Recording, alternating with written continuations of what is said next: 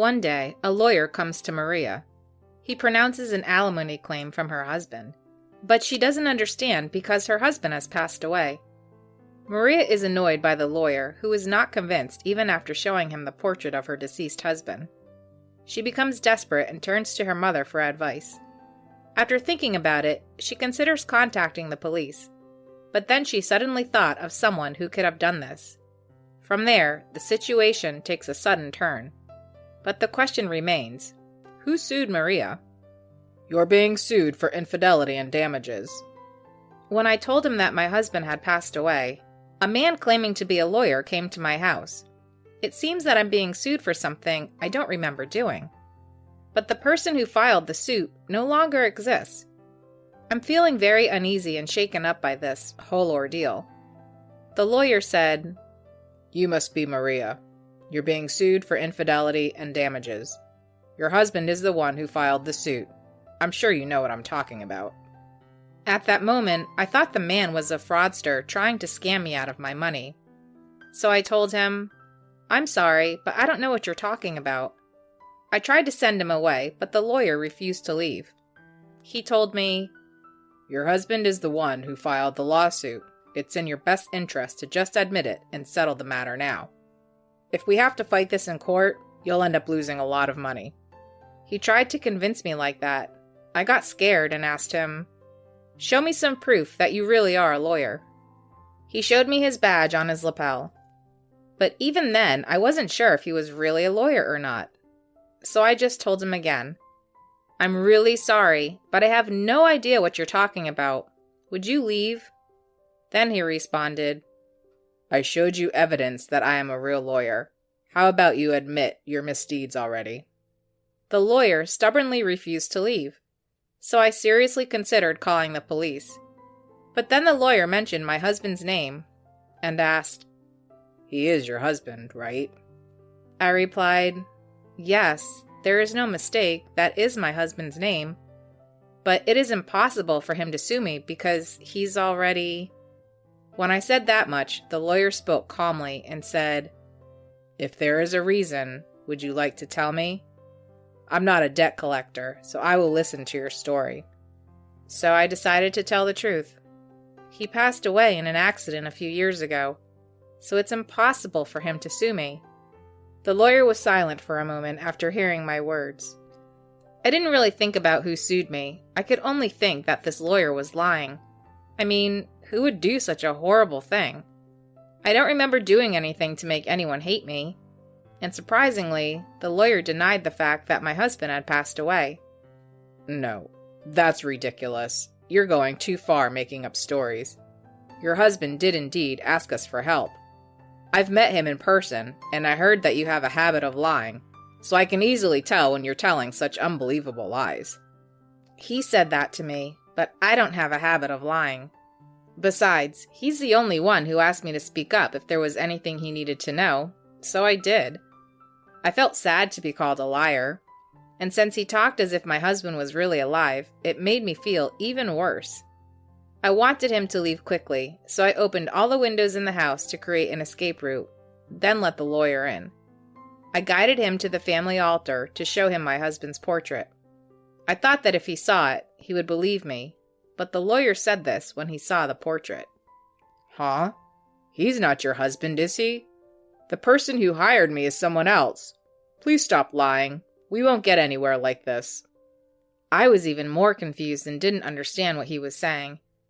It made me even more perplexed since I had no idea who was pretending to be my husband and why. I was scared and wondered if someone was holding a grudge against me without my knowledge. Anyway, I didn't back down from my position. He is my husband. There was a news article about his accident, so please look it up if you need to. I'll give you the date. The lawyer finally said, I understand. I'll go back and double check. I felt relieved when he said that. However, if you agree today, we can offer you a good settlement. Are you sure you want to turn me away? He asked, insisting. I can't agree to a settlement or anything else since my husband is no longer here. There's nothing I can do. I think it would be better for you to investigate the person who sued me, I told him. The The lawyer looked at me with a skeptical expression, which was understandable since he must have doubted my honesty. He laughed, but I've been feeling uneasy since then. Maria was shaken by the sudden visit of the lawyer. It was only natural for her to be bewildered, as she had been accused of something she didn't do. Whether the lawyer was a fraud or there was someone who resented Maria, everything remained a mystery. However, there seemed to be progress in the case in the following days. Afterwards, I was so scared that I talked to my mother about it. When I told her what had happened, my mother also thought it might be a scam or something. Knowing my personality, my mother didn't think I could have made someone hate me. So we discussed it and decided to consult the police for the time being. But when I was about to make the call, I remembered the existence of a certain person. I thought that person might be the one who sued me, so I decided not to consult the police. When I told my mother about the person who came to mind, she seemed to be a bit at a loss and understood the situation. But it's not like that person is holding a grudge against me. The more likely scenario is that I was sued because the person is short on money. And that person in question is actually my real brother. My brother has always been a troublemaker since he was young.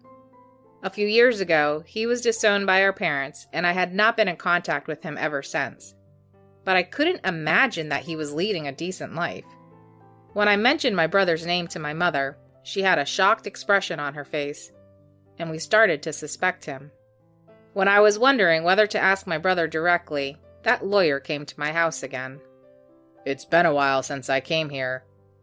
Have you had any change of heart? Your husband wants to settle as soon as possible," he said. So I showed the lawyer a picture of my brother and asked, "Is he the one who's suing me?" As I handed it over, the lawyer gave me a look that said, "What's the point?" and replied, "Yes, he is the one who's suing you. There's no mistake about it. So you admit that you lied about him being gone? Whose portrait was that?" That's how he replied. So I told him that he was my brother. I was worried that he might not believe me because he thinks I lie. So when I told him the truth, I connected a 3-way call with my mother to have a conversation together. When the lawyer learned the truth, he was clearly flustered. "Okay then, is he really not your husband but your brother?" I confirmed it many times with my mother that he is indeed my brother. "I apologize for causing you discomfort due to my misunderstanding. I saw your brother's identification card, and it did have your husband's name on it, so I just assumed that you were lying." Both my mother and I were shocked by what the lawyer said. To think that he would falsify his identification card for money. Moreover, my brother knew that my husband had passed away, yet he still committed such a despicable fraud. I already disliked my brother, but now I truly despised him. I was incredibly shocked and equally angry. Afterwards, the 3 of us discussed and decided to have a talk with my brother in person on a different day. I didn't really want to see his face after what he did to us, but I had to confront him directly to ease my anger. It had been a few years since I last saw him, so I was a little nervous. We agreed to have the lawyer help ensure that my brother would come. I asked the lawyer to contact us when my brother contacted him as usual. So now we're just waiting for the call. I'm feeling really unsettled. The lawyer apologized many times. In a way, he was also a victim of the scam, so we decided to forgive him. Holding on to too much resentment is exhausting after all. Although the mysterious puzzle had been solved, it seemed that Maria was still not able to find peace. After all, the one who sued her was her own brother. Who could have expected such a despicable act from a family member? Maria and her mother hoped to bring her brother to justice and finally bring peace to Maria. Afterwards, the lawyer contacted us, and my mother and I went to his office. When we opened the door, my brother was there. He looked more haggard than he did back then. He also seemed somehow weak. As soon as our eyes met, he froze. "Huh? Maria? Mom?" He looked like he didn't believe what he was seeing. I was told from the lawyer that my brother had asked him to make sure that he didn't have to see us. That's why I think he was quite surprised. "Long time no see, Miguel." When I called out to him like that, he seemed to understand everything. "I'm sorry. I guess you already know everything."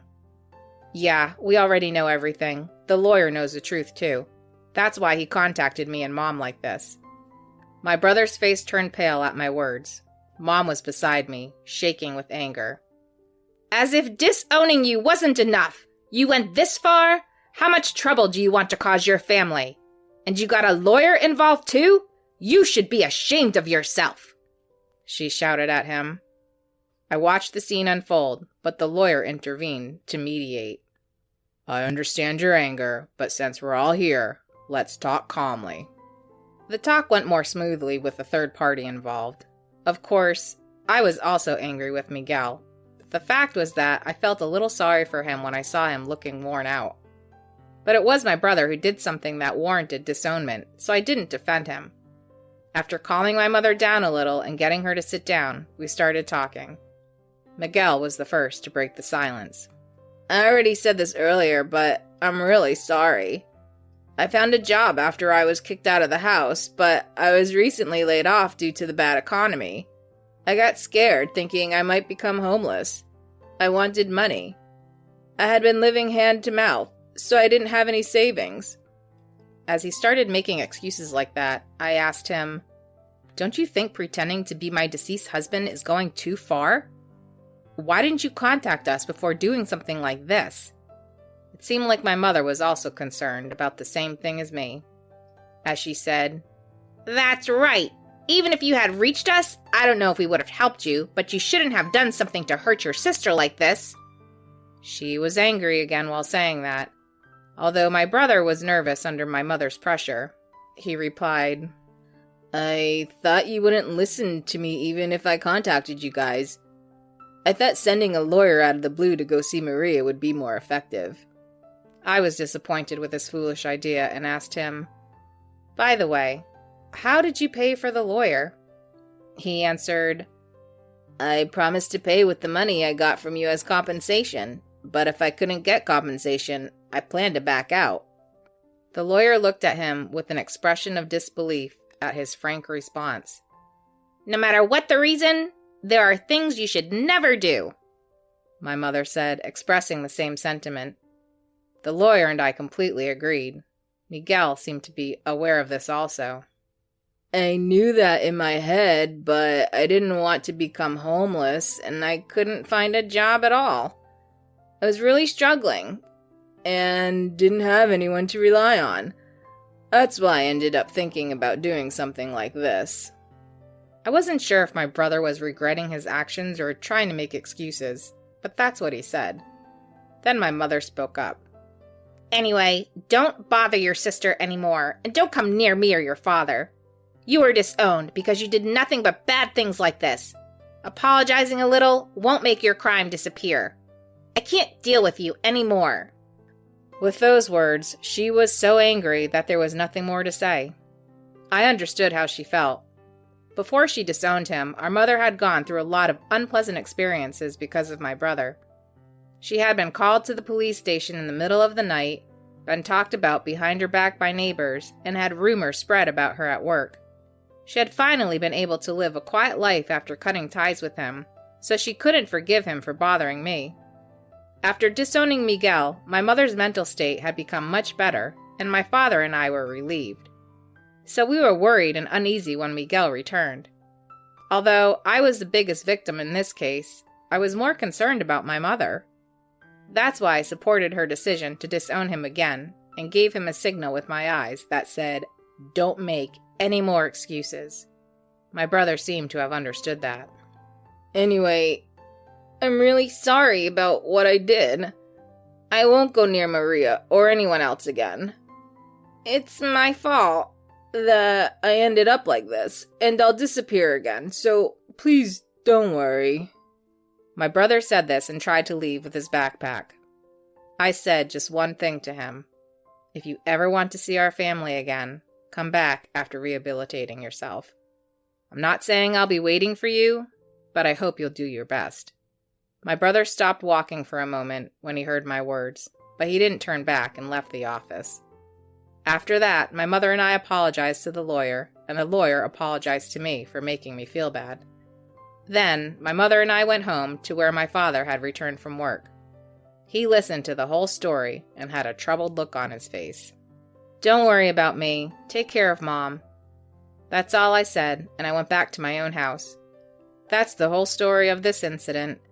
It doesn't seem like we found a fundamental solution, but we've done everything we can for now. I'm a little worried about my brother, but I want to go back to my own life. Miguel disappeared, and Maria was able to regain her peaceful life. I hope kind-hearted Maria becomes happy. I'm not sure if Miguel is truly sorry for his actions, but at least Maria's words must have struck a chord. I hope he will do everything he can to rehabilitate himself and be able to return to his family again someday. If you were in Maria's shoes, what would you do? Thank you for watching until the end. Please give this video a thumbs up and subscribe to the channel if you liked it. Please feel free to leave your comments. See you in the next video. Alright, everyone's presentations are done. Nick, the manager, said as he tried to move the discussion forward. Excuse me, I haven't. I recently found out something. Nick interrupted me and began to speak. There's apparently someone in this department who didn't graduate high school and is just a part-timer. Meetings should be for employees only. Absolutely right. His lackey, Mike, of course, agreed with Nick. I'm leaving. After leaving the meeting room, I started to shut down my computer. I noticed that an email had arrived, not in my personal inbox, but in the company's shared email. Thinking, there's no point in speaking up, no one will listen, I went home quietly. The next day, I heard a commotion from Nick's desk. He was staring at his computer screen, his face pale. Nick? Is something wrong? Mike looked at the screen with him. And he turned even paler than Nick. Why is he so angry? Knowing the reason for Mike's distress, I thought to myself, serves them right. My name is Adam. My mother passed away when I was in the 9th grade, and I was raised by my father. Well, you could hardly call it being raised. After my mother passed, my father changed. He drowned his sorrows in alcohol, and though he still went to work, he squandered our living expenses on horse racing. Because of that, I had to start working part-time as soon as I entered high school. Every month, I went to the convenience store with bills in hand that couldn't be auto-deducted from my father's account. Even though I endured it because I didn't want to be alone, I reached my limit in my 2nd year of high school and dropped out. I found a live-in job at a distant inn. Thank you for everything. The day I left home, my father, still staring at the TV, spoke. Take care. That was our last conversation. Back then, 18 wasn't the age of majority, so I needed my father's permission to work, and I couldn't hide my place of employment. Yet, my father never visited me even once. I kept working just to survive, and before I knew it, I was 42. Years of hard work paid off, and I was transferred to the headquarters. I was thrilled to be recognized by the company, as I thought I'd be working in the field until retirement due to my lack of formal education. Listen up. Our work can change the future of our employees. Don't drag us down. On my first day after the transfer, Nick, dressed in an expensive suit, spoke sternly. There was a reason for this. Our inn was located in a prominent tourist destination, known so well that everyone in the state could sing its commercial jingle. At its peak, we had 5 locations within the state. But that was long ago. Due to financial difficulties and aging facilities, only the place where I had worked for many years and the original establishment remained. I was prepared to lose my job anytime, but now there was a glimmer of hope. With the rise of social media, the tourist area where the inn was located started gaining attention again. Depending on how hard the sales department, where I was transferred, worked. We could either thrive or be forced to give up this prime location to the new hotel chains continuously popping up. For Nick, who had switched careers from another industry to strengthen our sales, this was a battle he couldn't afford to lose. I understood why he had to be strict. I will do my best. Nick sneered at my enthusiastic declaration. Did you not hear what I said? I'm sorry. I thought I was listening carefully. Out of habit from years of customer service, I apologized reflexively, though I had no idea what had offended him. Someone was watching me with a smirk. In this department, there are those who are expected to excel and those who have been shoved here because they have nowhere else to go. You are the latter. It was Mike, the section chief. He's 7 years younger, at 35. But he was called to headquarters much earlier than I was and had been moving around within the headquarters ever since. I'm not jealous, but I can't accept that he's my boss. Graduating from a prestigious university, he has an unusually high pride and caused many problems as a newbie, making things very difficult for me when I was the front desk leader. When I found out Mike was transferred to the sales department a month before me, I was disheartened.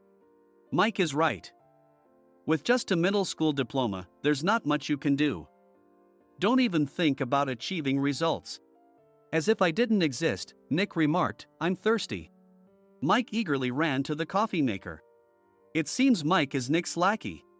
I regretted being happy about my transfer to headquarters, wishing I had stayed on site forever. Send a direct mail to every company on this list by the end of the day. Nick only assigned me tasks that even a new graduate could handle. What? There are over 1,000 companies. You want me to send to all of them by today? Yes, if you and your fellow misfits split the work, even those with nowhere else to go should finish by today. I glanced at the employees typing away expressionlessly. They were worn out from customer service, only thinking about leaving on time, or were women reassigned after having children, with zero motivation for work. Even Sam, a new graduate from the same university as Mike, who was supposed to be among the expected achievers, had no enthusiasm for the job, having joined the company wanting to do customer service. "I don't care what they say, I plan to quit anytime," he said. Only Nick and Mike were highly motivated, making all the decisions between the two of them.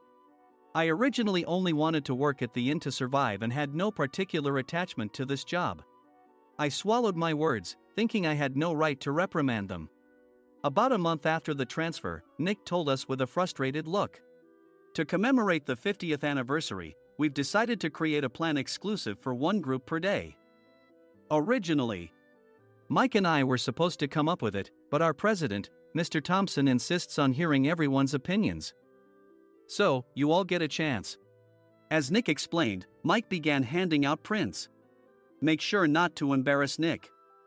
If your ideas are half-baked, you'll have to redo them." It seemed that they had printed his handwritten notes by Mr. Thompson, which included several questions and a section for free responses. It made sense why Nick had to seek our input, given that all responses had to be submitted to Mr. Thompson. We were given a week to think about it, and a meeting was scheduled to compile our ideas. My plan is to let guests enjoy both the old and modern America. Nick began the presentations. Guests would watch a master confectioner at a nearby traditional sweet shop make sweets in front of them. The welcome drink would be premium tea in a bottle. Nick's plan was certainly attractive. After his presentation, Nick called on us to present in the order we were seated. Just as I stood up for my turn. "All right, everyone's presentations are done." "Excuse me, I haven't. I recently found out something." Nick interrupted me. "There's someone in this department who didn't graduate high school and is just a part-timer." He was likely talking about me. I joined the company as a part-timer and was made a full-time employee when I turned 20.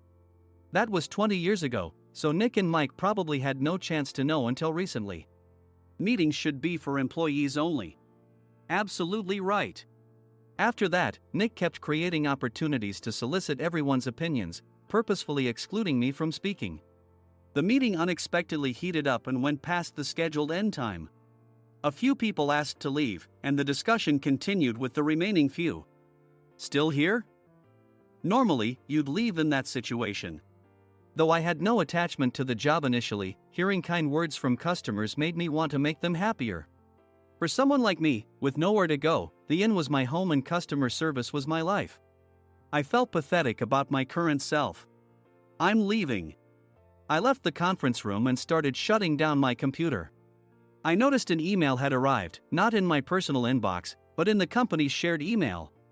Thinking no one would listen to what I had to say anyway, I quietly went home. The next day, while preparing the DM as instructed, I heard a commotion from Nick's desk. In his haste to stand up, he hit his knee on the desk. He stared at his computer screen, his face pale. "Nick, what's wrong?" Mike, thinking he should be the first to rush over, approached Nick while still wearing his coat. He peered at the screen with Nick. And he turned even paler than Nick. Why is he so angry? Who is responsible for this company? Nick, more irritated than ever, asked, and Mike answered without checking. Probably Sam. Sam wasn't there because he was attending a morning training session for new hires. Nick gave up on getting angry and returned his gaze to the screen. They were looking at an email that arrived right after the end of the working day yesterday. Apparently, no one, including me, had checked it before leaving. The email was from a large company that used us for their annual employee trips. The president and executives of that company also frequently used our services personally. President of the company, Mr. Mason himself, had declared that neither he nor his company would ever use our services again. Well, some companies cancel their employee trips or stop using our services due to financial struggles. Let's just move on. Mike kept wiping the sweat from his forehead with a handkerchief. Knowing why Mike was so agitated, I quietly watched their interaction. Do you know how much revenue we get from that company? We can find other guests to fill the rooms, but we'll lose the banquet costs, gift shop revenue, rental car fees, and more. Moreover, the gifts were supposed to be prepared by the traditional confectionery shop involved in Nick's proposed plan. If it's known that we incurred such a huge loss at this critical time, Nick's position in the company would be jeopardized. Nick took a deep breath, seemingly trying to calm himself. All right, Mike. Go to New York right now and apologize to Mr. Mason. What? You're coming with me, right? I have urgent work to do. I trust you, which is why I'm entrusting this to you. Please. Mike, believing Nick's sincerity, agreed with a determined look on his face, saying, yes. That's Nick for you. Even if Mike went to apologize, Nick would shift all the blame onto him if the client didn't change their mind. Well, it was Mike's fault to begin with, so it served him right. About 3 hours later, Sam answered a call from somewhere and repeatedly apologized, saying, I'm very sorry. Everyone watched to see what was happening. After ending the call, he informed Nick with a weary tone. When Mike arrived at the client's company, he only made things worse, further infuriating Mr. Mason. He was demanding, get his boss here immediately. It was no wonder Sam was exhausted, dealing with such a call right after returning from training. What is that idiot doing? All right, Adam, you're coming with me. If sacrificing Mike didn't work, then I must be next. Normally, I'd want to refuse at all costs, but I saw an opportunity in this situation. If I can be of assistance, I'd be happy to join you. I obediently followed Nick, and we flew to New York. When we introduced ourselves at the reception, it became clear how serious the situation was. As the receptionist personally escorted us to the president's office. Angry voices leaked through the door, making both Nick and me uneasy. Excuse me. I'm Nick, the supervisor. I understand my subordinate has caused you trouble, and I deeply apologize. Nick, with his experience in the corporate world, knew enough to offer an apology before excuses. However, his customer service skills left much to be desired. I sighed as I saw Mike trembling like a small dog in the corner of the room. What kind of training are you giving your subordinates? Mr. Mason glared at Nick with a red face. The intensity of his gaze made even Nick take a step back. Regrettably, I joined this company only 2 years ago and was unaware of Mike's issues. I should have identified his shortcomings sooner. Indeed. I should have realized sooner. No sensible person would come to apologize and then give a lengthy presentation on the drawbacks of not using their in. Nick froze, his mouth slightly open.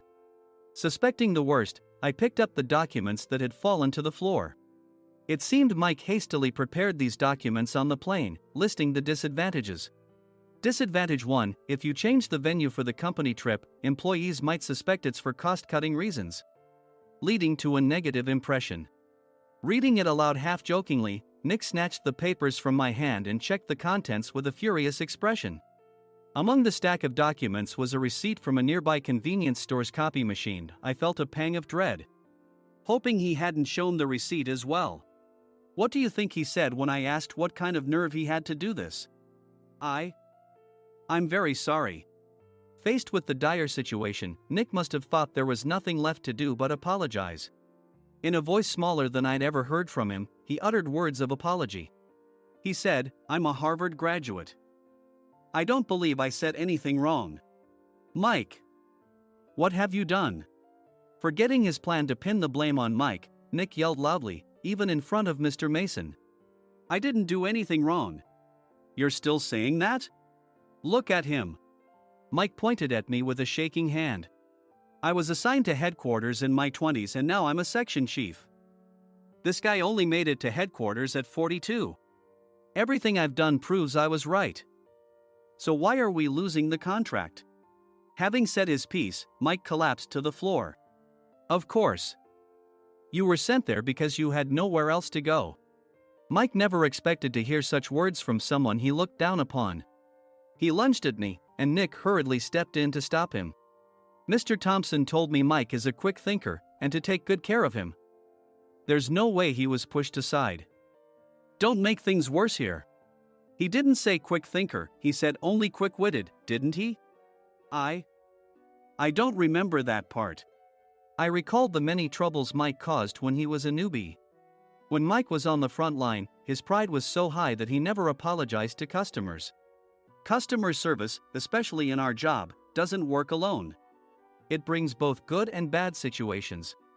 If the front staff or housekeepers made mistakes, or the cleaning company didn't properly clean a room, one had to apologize to the customers regardless of personal fault.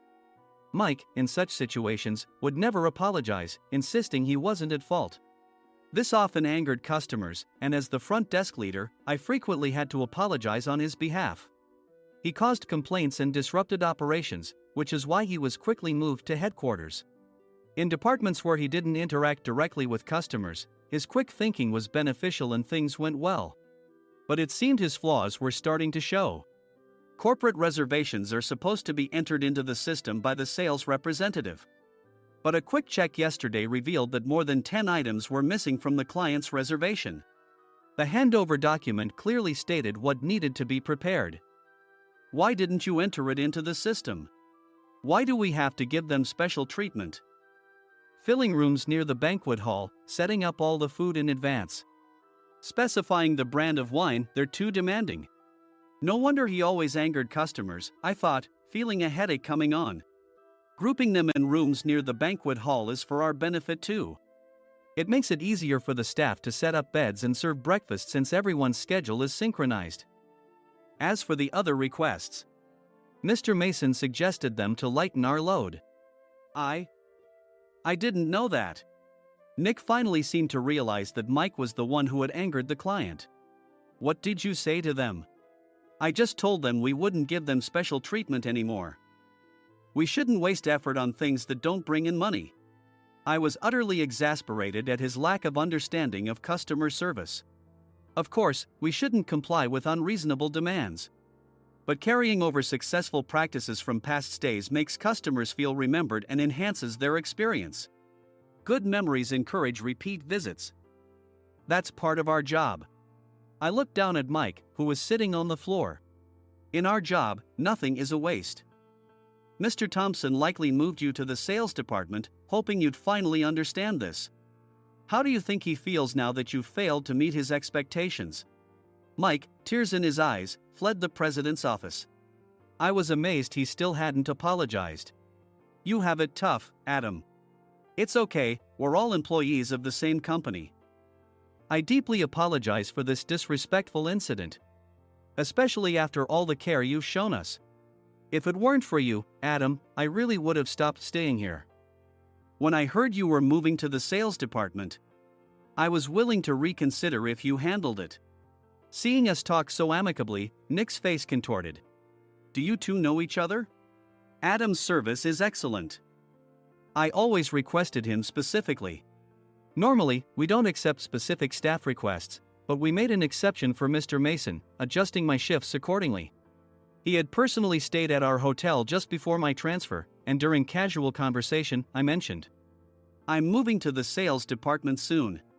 If I hadn't told him then, things could have been much worse. Please continue to take care of us. I look forward to it. On the return flight, Nick awkwardly offered me a can of beer. It's still working hours. Of course, I had no intention of forgiving him for a single beer. Nick might try to pin everything on Mike and avoid any consequences. While pondering this, a startling fact came to light. Nick, the tea bottles for the plan have arrived. I handed Nick a bottle labeled with our inn's name. They look good. What are you talking about? These are plastic bottles. I had assumed we would use the trendy, high-end bottling tea. But what arrived were ordinary plastic bottles of tea with customized labels. The only unique aspect was the label, which had the inn's name, making it look customized. Upon further investigation, I discovered that a substantial amount of money was set to be paid to the tea company. It was priced like bottling tea. Does this plastic bottle really cost $100 each? The tea inside is specially blended for us. The extra cost is for that. Wouldn't it be better to use another tea company? Or is there a specific reason we must use this one? As Nick continued to make excuses, I showed him a printed email. I informed the tea company's president, Mr. Mitchell, that we discovered irregular payments and he confessed. He said you two were high school classmates and planned to split the extra money. That idiot. Why did he confess? That's not important. You should worry about yourself, this could turn into a police matter. Opening the bottle cap, I suggested. How about calming down with this tea? It supposedly has a relaxing effect.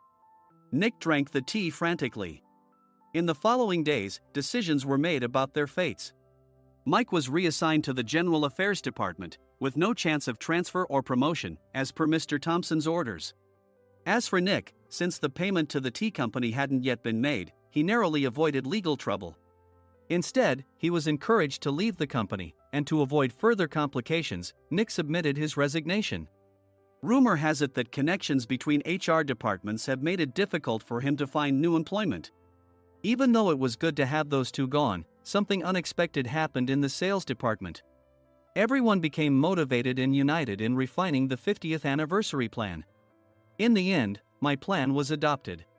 We collaborated with the Tourist Information Center to provide personalized guides. The plan, tailored to the number of guests, was truly special for the 50th anniversary. Hey, is Adam's family coming to stay? I immediately booked that special plan for my family. Sam noticed it on the reservation list and quickly picked up on it. Yes, I'm inviting my father.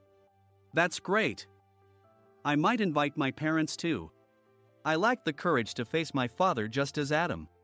But here, with the confidence Mr. Mason praised, I felt ready. The 50th anniversary plan was a perfect opportunity to reconnect with my father. I hoped to bring back the days when we could laugh together as we once did.